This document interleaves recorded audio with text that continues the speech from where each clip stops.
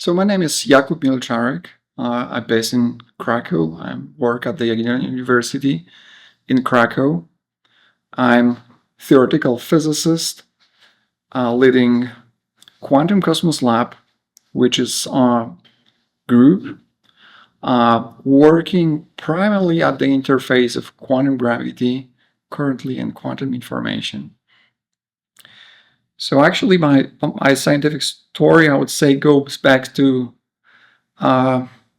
2007, 2008, when I started research specifically in loop quantum cosmology.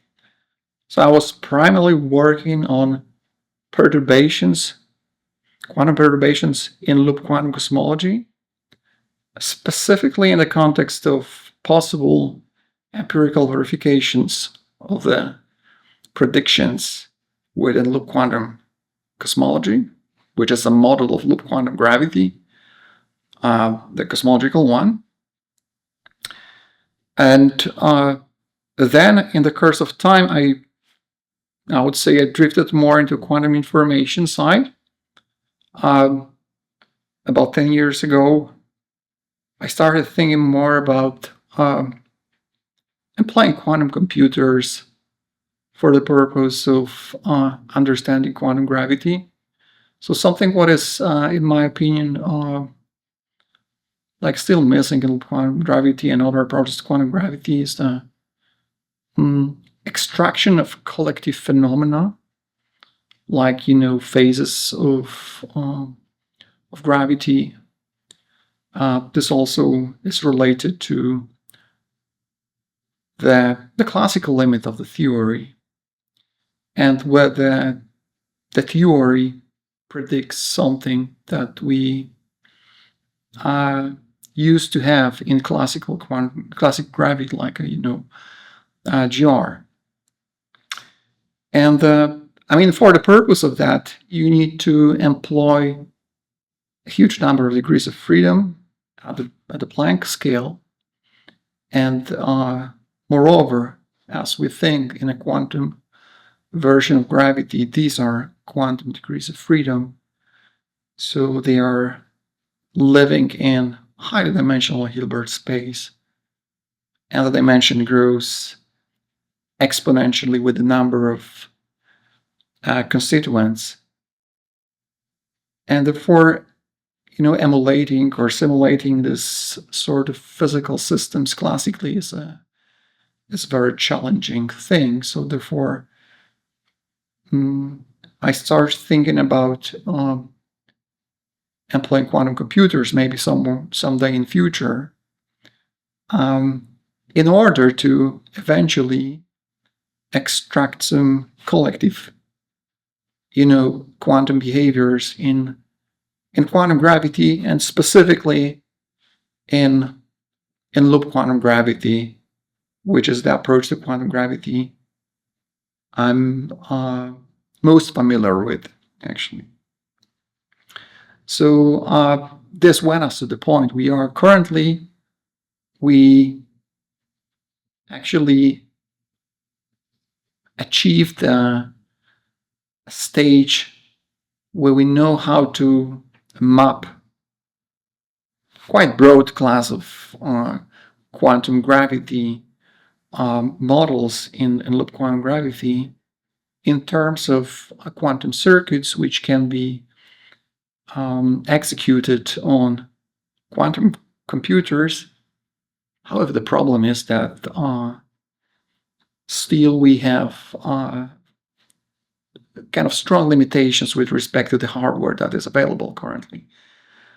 But new prospects, emerge, and we're looking forward. Okay, we developed the approach, and we think that eventually, in the perspective of some years from now, we'll get something interesting out of that. Okay.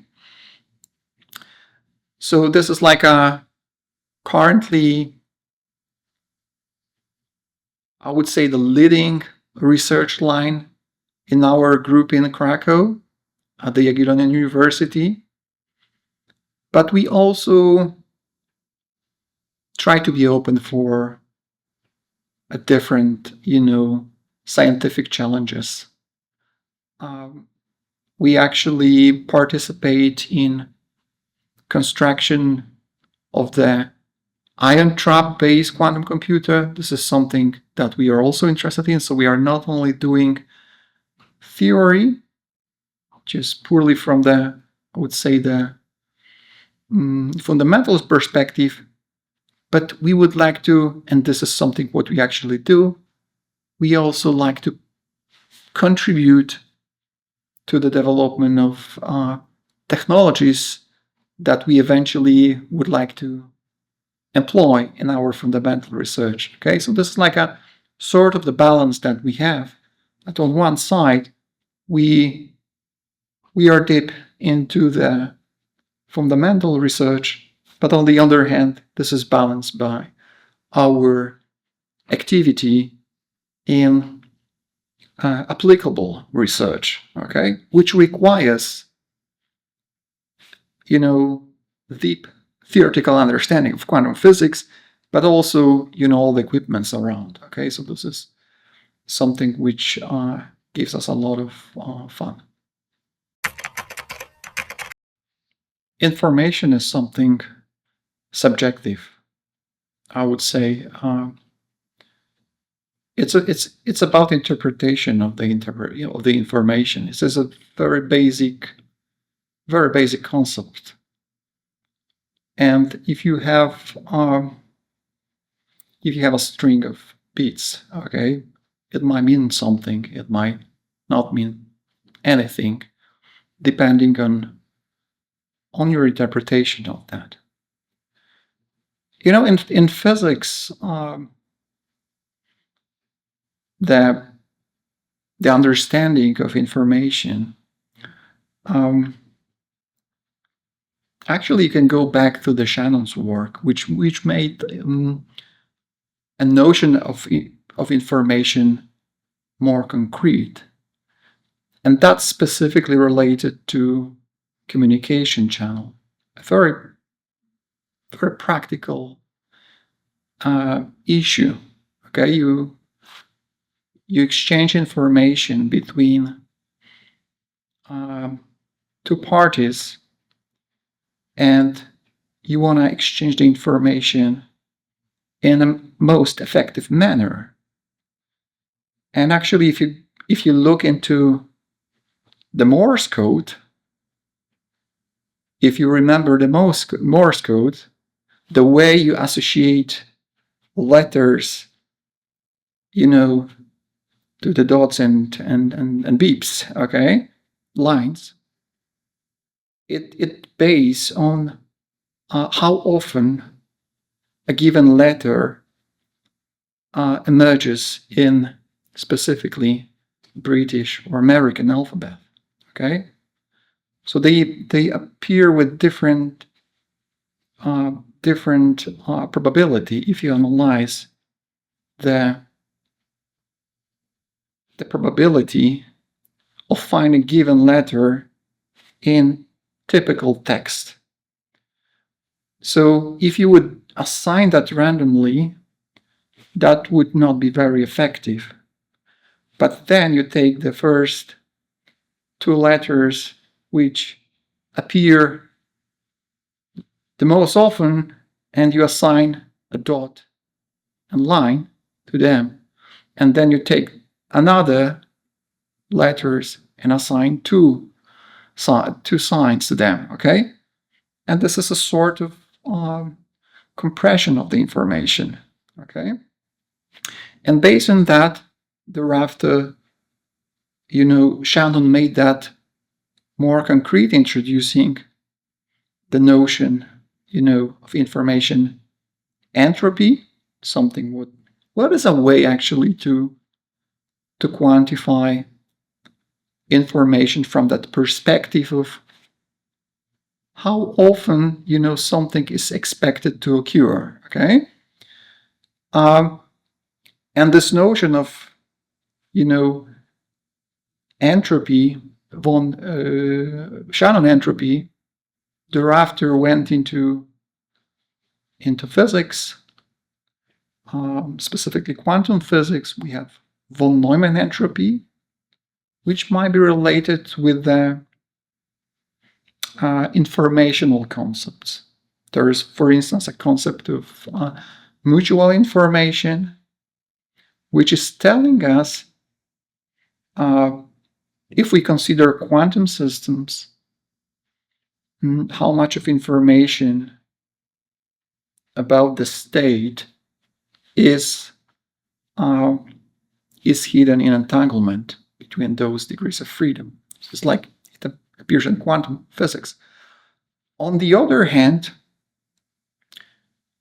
these information aspects are deep in thermodynamics, because the thermodynamics is about the entropy. Okay, originally, going back to the 19th century. And we know the results like Landauer,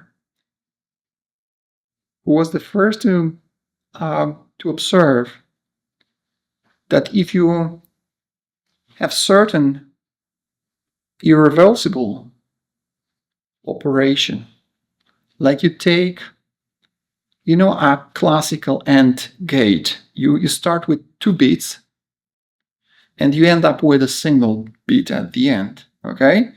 And you cannot reverse, because you having a given, outcome for a single bit, there can be 2 or more different, initial configurations that lead to that final bit, okay, state. So you lost some information. And what Landauer did is he assigned that with the production of heat. So the erasing a bit of information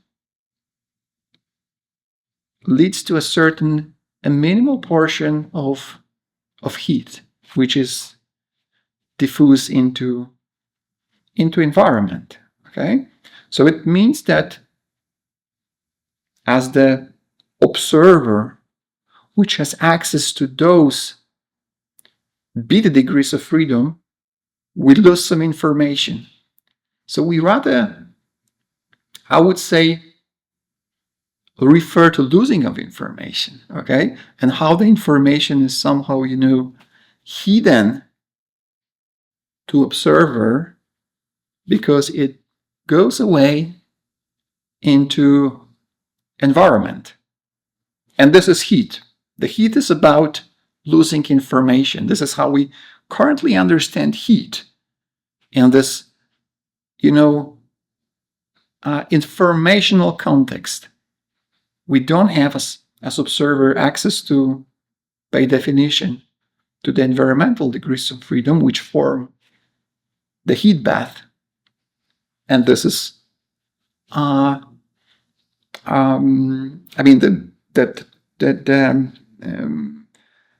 heat transfer to the environment is about losing information and heating this in the environment, okay? And thereafter, following this reasoning, we can go to the other ideas about the interplay of information and gravity, specifically in the context of black holes, where we also assigned, the losing information about state of particle, which is going beyond the horizon, is assigned with some increase of entropy.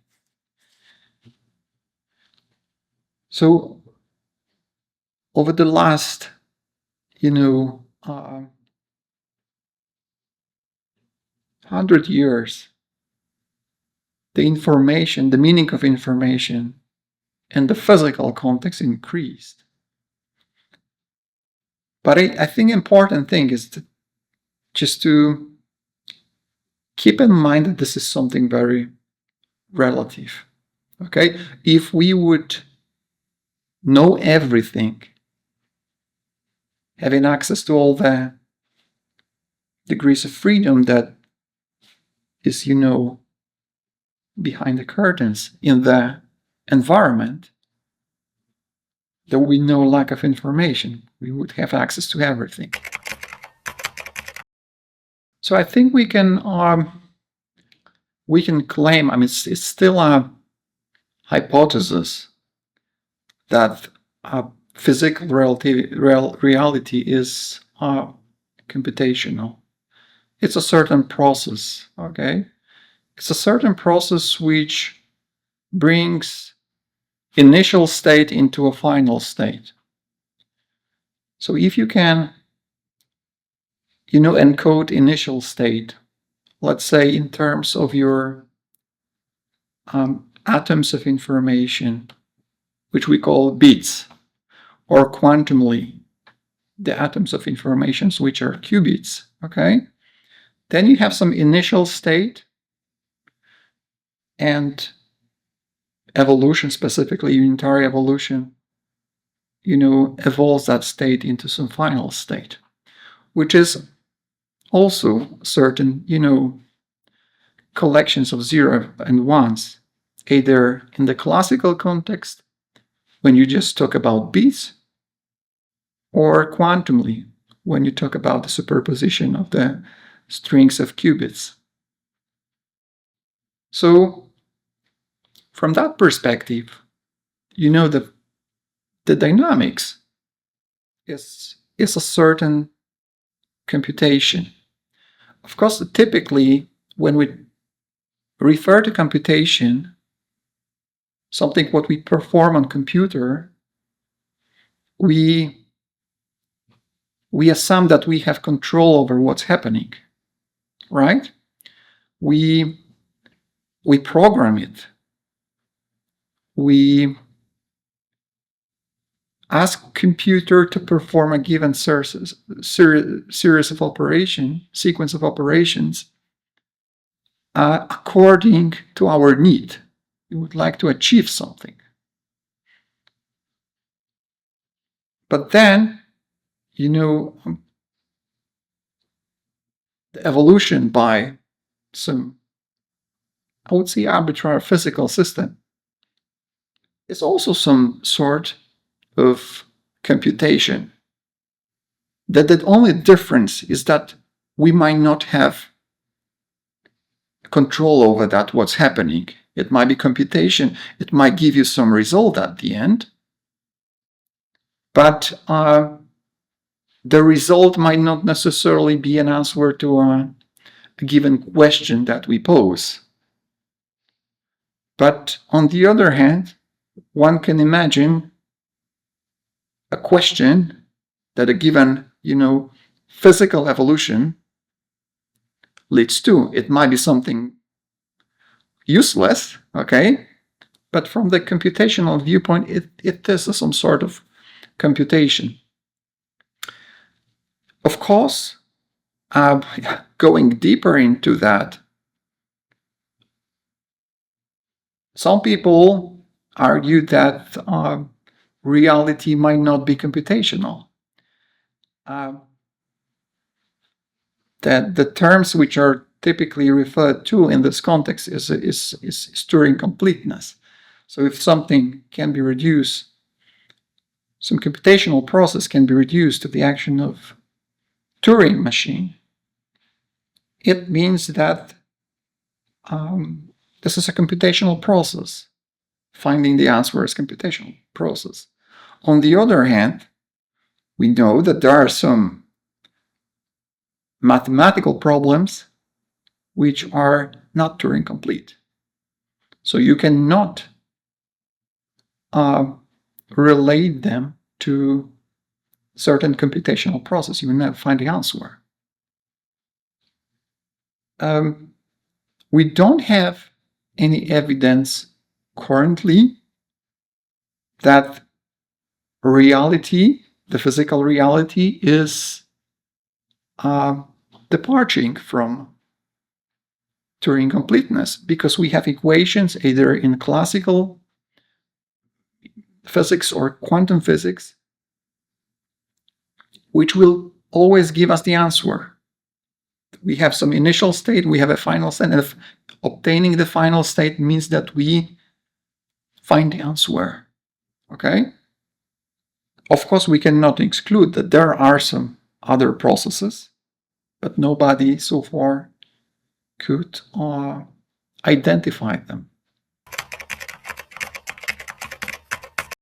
So when I refer to the computability of quantum mechanical process, I refer to the fact that, the processes are unitary for isolated systems. These are unitary processes. And specifically, if you consider finite dimensional system, you can always, express it in terms of certain collection of qubits and certain operations which are performed on the qubits. You can decompose very complicated quantum operation in terms of specifically elementary operations acting on single and two qubits, the so-called gates, which is kind of analog of the classical logical circuit that we have in electronics and processors. On the other hand, in quantum physics, to extract classical information, we need to perform something what we call a measurement. And we still don't know what the measurement really is. It seems to be, at least approximately, a non-unitary process, because you typically interpret what's happening in terms of the wave function collapse. So you reduce your superposition state into, in a given computational basis, to a given basis state with a certain probability. But what's happening at this point is still a mystery. There are different approaches to that, how to interpret that. And currently there is no clear answer. I mean, my personal understanding is that this non-unitarity is very, very good approximation to something unitary. Because, if you take a look at the universe as a whole is isolated system. And the information is not flowing out of the universe, okay? Everything is here, okay? If you perform measurement on a given quantum system, you couple it with certain measuring device and certain classical information processing entity, specifically human, which is at the end, which is like a collection of atoms, which can be treated classically in a sense that we don't have also access to all the degrees of freedom. So this information is flowing out somehow outside, okay? Of course, still this poses some question, but I don't see a point. Some people might disagree on that because there are different opinions on that in physical community. But I don't see a point when you, let's say, consider your observer and measuring device as a unit, as a quantum system, and then you have another quantum system, and they are entangled. At which stage where you increase your observer and your measurement device, you would break the unitarity at some point. I don't see arguments for that. So it might be that there is some modification to quantum mechanics, like certain non-linearity, which is actually entering the evolution equations at some point where the quantum system is big enough. This is another possibility. But if there is no, I'm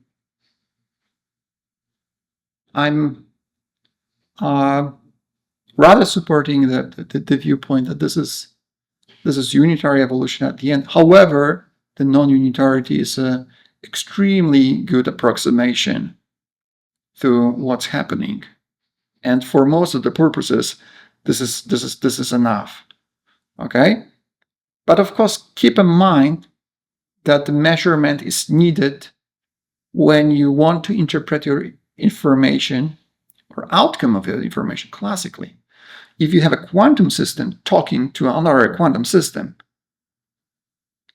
you don't need to perform any measurement. Okay, measurement is something that we eventually need to interpret information in the classical manner. I think that there are two main opportunities which enter at the interface of quantum gravity and information. So the one is, I would say, more fundamental, and using the language of information opens, our viewpoint on some new ideas. Like, I think we would never think about error correction codes in terms of, gravitational systems, something that people observed already about 10 years ago within the bulk boundary duality. On the other hand, we start to see in loop quantum gravity some informational structure. This is, of course, you might say this is something that gives us another viewpoint, another formulation, another understanding of the same, but whether this gives us something new, we don't know yet eventually.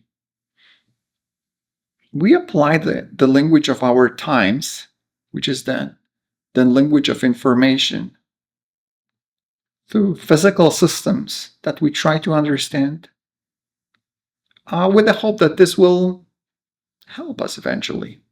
And as I mentioned, the quantum error correction codes,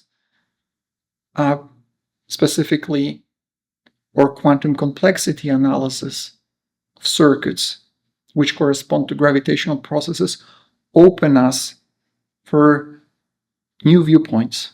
So this is, like, I would say, more fundamental perspective. On the other hand, there is practical perspective. And the practical perspective is related specifically to employing quantum computational techniques, like quantum computers, to simulate quantum processes.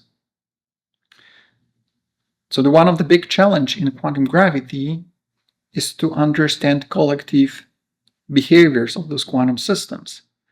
We can attempt to simulate those systems classically, but we know that the complexity of those processes is growing exponentially.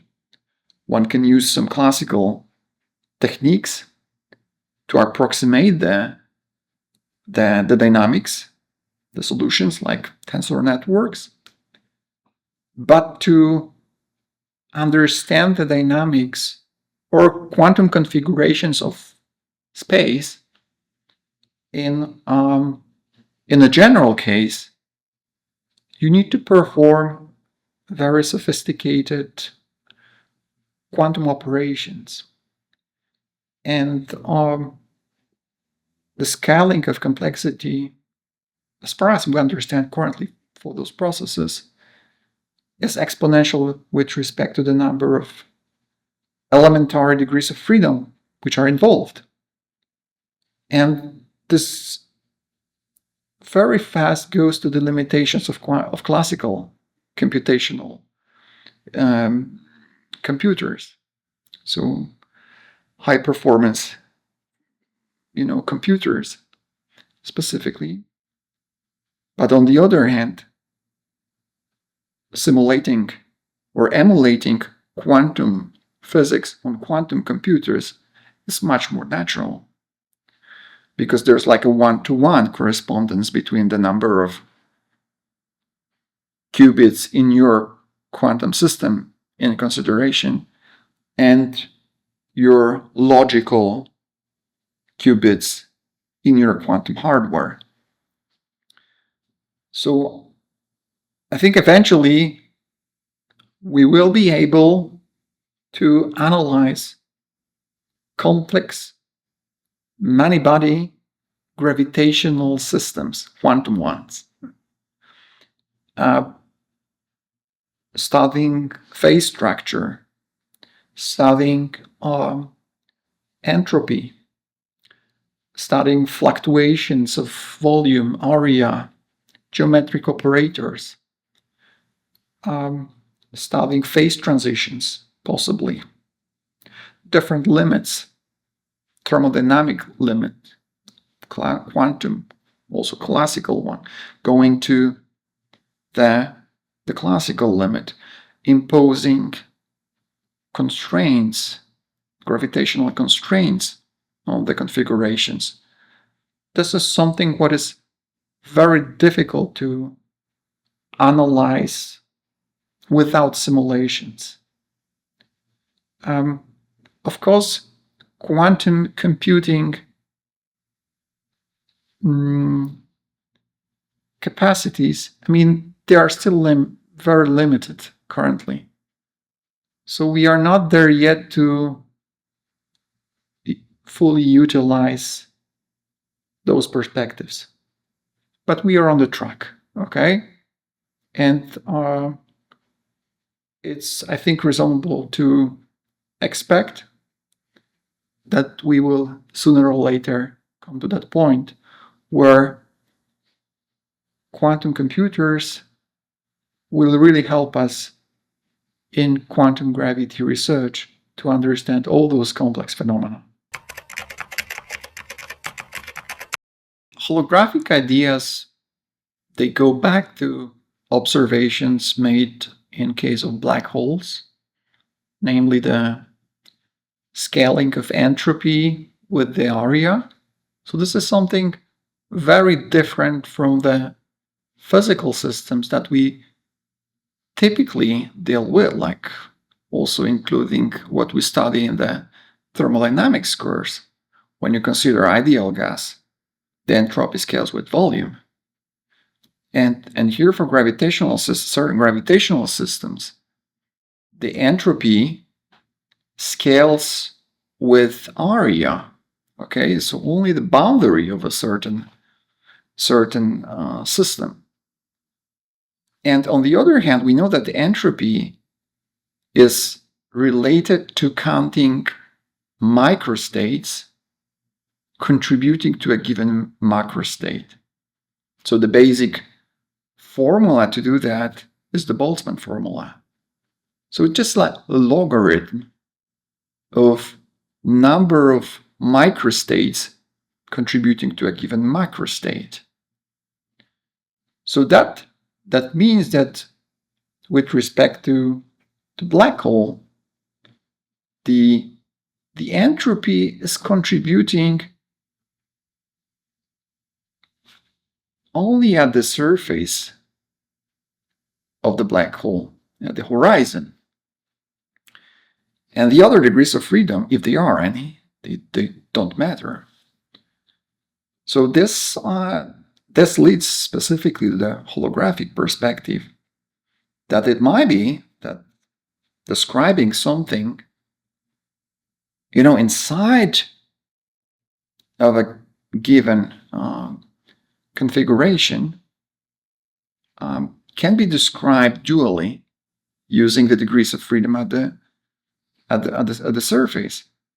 And this specifically found kind of realization in gravity and gauge duality, which is, as we think today, a certain more general perspective, because the first example that we know goes back to ADS-CFT, when we have a certain conformal field theory, which is very specific, which describe certain critical state, because conformal field theory is describing state of matter at the critical phase, at the second order phase transition. And then we have corresponding bulk. And all the question was what the bulk is. And something what contribute a lot to the understanding of that, I think, is the observation that the bulk is actually describing the quantum state. It goes back to the works of Swingle and others 15 years back, something like that. When they observed that if you have like a discretized version of your quantum system, which is not a field, but it's discrete model, like a spin chain. If you have a spin chain, the finite collection of spins, in certain states, certain configurations of the states, you can build a wave function of that configuration, employing the so-called tensor network approach, which is a way to extract relevant information from the highly dimensional Hilbert space. And the one particular approach to do that is to use maximally entangled pairs between the qubits or spins, and then some effective qubits which emerge when you consider those pairs. And then you have some, like a renormalization structure, okay? When you coarse grain those degrees of freedom and build some kind of pyramid. And it has been observed that this structure, this graph, which represents the structure of entanglement between those degrees of freedom, has hyperbolic geometry. Specifically, and we know that in the IDS specifically for the conformal field is an example of hyperbolic geometry. So this gave discrete interpretation of specifically ADS-CFT, but also some other dualities in which the boundary is a set of physical degrees of freedom, your matter, and then what we call gravity actually is the geometry of entanglement. So this would mean that gravity is basically part of quantum many-body physics. It describes in the continuous limit of that graph, the tensor network, a continuous manifold. That's kind of amazing thing.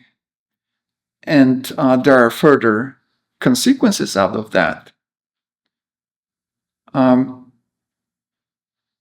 Specifically the error correction codes, when you treat your boundary degrees of freedom as your physical qubits, and then you build some logical qubits on the top of that. And this is one of the things that is strongly developed currently for the purpose of quantum computations, because we have some physical qubits, but they are noisy. And typically we cannot just use them directly to perform computations.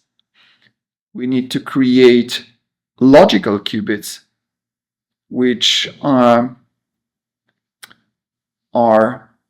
sufficient from the perspective of the coherence time and the errors which are introduced in the course of computations, that we can do something practical with them. So if one of the, let's say, physical qubit which contributes to a single logical qubit changes randomly, that would not affect the logical one, okay? And it seems that in the holographic perspective, the gravity is this logical part, the one which is responsible for executing certain algorithm, but in a way that's insensitive to certain fluctuations of the degrees of freedom of the matter. So that's kind of very interesting perspective which emerged over the last years. And it changes our understanding of what we understand by quantum gravity, because it might be part of just quantum physics in a sense, but it doesn't mean that we don't need quantum gravity, because the more fundamental than fields, I would say, are discrete systems. The conformal field theory is certain approximation, I believe, to certain discrete matter system, like the one built from spins. And then if you have a system of spins, you need to have discrete geometry description of the bulk, which is which is what we would call quantum gravity. I think what we are doing is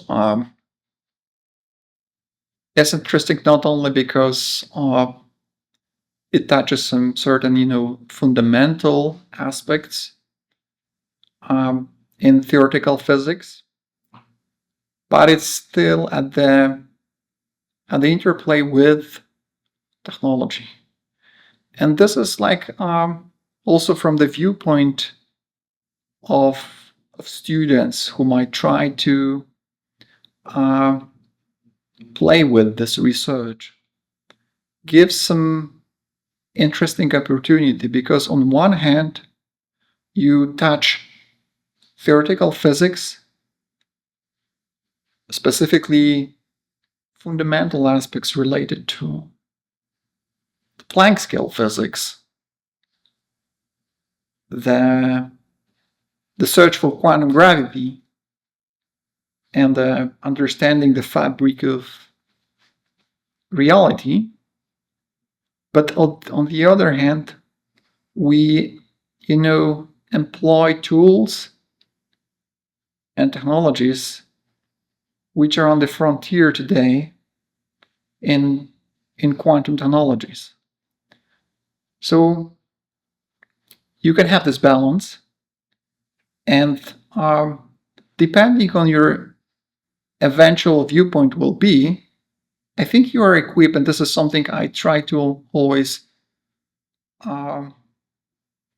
direct my students to, okay? To not to just be fixed on the one thing, but just to be open, maybe not too much, because you have to do something eventually, but then you have some options. You're equipped eventually with theoretical tools to do fundamental research, but on the other hand, you're equipped with tools and experience which helps you if you want to do something else specifically in quantum computing, or application of quantum computing to very different things like quantum machine learning. So actually in our group, on one hand, we do quantum gravity with the use of quantum information methods.